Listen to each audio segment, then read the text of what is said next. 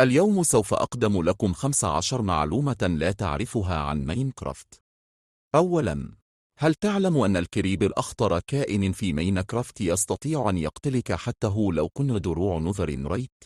ثانياً، هل تعلم أن ألاعب يستطيع حمل 65646 بلوكه؟ هذا عدداً كبير. ثالثاً، هل تعلم أن يمكنك قتل الورد ببطاطا واحده عن طريق تطويرها؟ رابعاً، هل تعلم أن بيوم المشروم هو البيوم الوحيد الذي لا يحتوي على وحوش ولكن نسبة العثور عليه قليلة جدا؟ خامساً، هل تعلم أن ستيف هو أول كائن أضاف باللعبة؟ سادساً، هل تعلم أن ستيف كان يرمي تفاحة من يموت؟ سابعاً، هل تعلم أن ستيف يستطيع حمل ما يقارب 1 طن بما يعادل 100 فيل إفريقي؟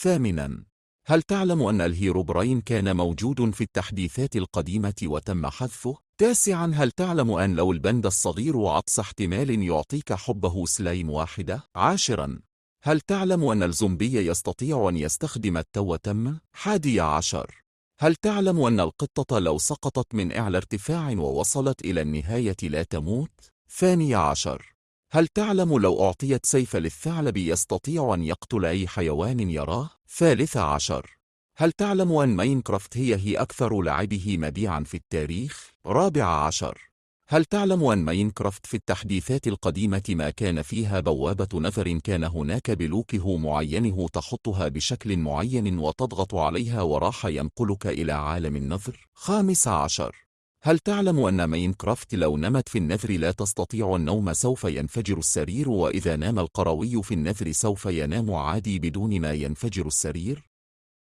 وبس مع السلامة، ولا تنسى تضغط على زر الاشتراك واللايك يا أفضل متابع.